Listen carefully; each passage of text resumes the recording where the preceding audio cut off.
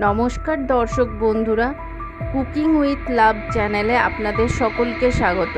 আজকে আবারও হাজির হয়েছে একটা নতুন রেসিপি নিয়ে। চলুন শুরু করা যাক আজকের রেসিপিটা।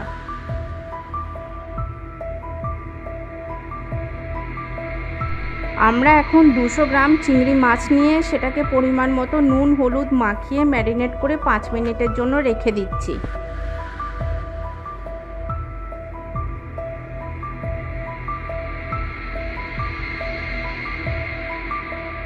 এখন 4 টেবিল স্পুন সর্ষের তেল গরম করে তাতে ম্যারিনেট করা চিংড়ি মাছগুলো দিয়ে হালকা করে ভেজে নিচ্ছি। তারপর ওই একই তেলে পটলগুলো দিয়ে একটু নুন একটু হলুদ দিয়ে 60% মতো কষিয়ে নিচ্ছি। তারপর সবগুলোকেই আলাদা একটা পাত্রে তুলে রাখছি।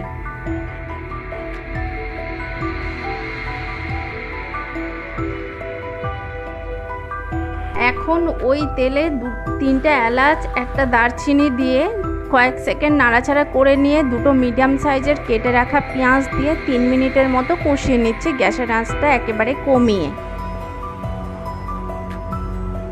এরপর আমরা কড়াইয়ে যোগ করছি 2 টেবিল চামচ আদা রসুনের বাটা। এটা পেঁয়াজের সাথে মিশিয়ে নিয়ে গ্যাসের আঁচ কমিয়ে 2 মিনিট আমরা আবারও কষাচ্ছি। তারপর কড়াই যোগ করছে 1 টেবিল স্পুন জিরের গুঁড়ো, এটাও দিয়ে আরও 1 মিনিট কষিয়ে নিচ্ছি। এখন আমরা হাফ টিস্পুন হলুদের গুঁড়ো এবং 1 টিস্পুন কাশ্মীরি লঙ্কার গুঁড়ো দিয়ে ভালো করে মিশিয়ে নিয়ে 2 মিনিটের মতো কষিয়ে নিচ্ছে, গ্যাসের আঁচ অবশ্যই কমিয়ে রেখে। এখন কড়াইয়ে দিচ্ছি একটা মিডিয়াম সাইজের টমেটোর পেস্ট, এটা দিয়ে 3 মিনিট কষিয়ে নিচ্ছি। তারপর আমরা যোগ করছি স্বাদ মতো নুন এবং 2টো কাঁচা লঙ্কা, এগুলো দিয়ে আরও 1 মিনিট কষাচ্ছি, গ্যাসের আঁচটা কমিয়ে রেখে।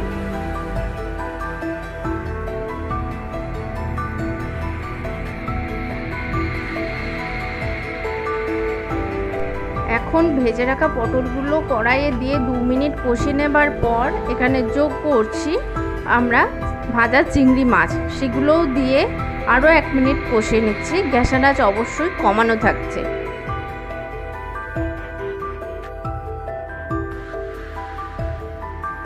সব শেষে যোগ করছি 1 কাপ জল, এটা দিয়ে কড়াই ঢাকা দিয়ে গ্যাসের আঁচটা মিডিয়াম রেখে 5 মিনিট আমরা ফুটিয়ে নিচ্ছি।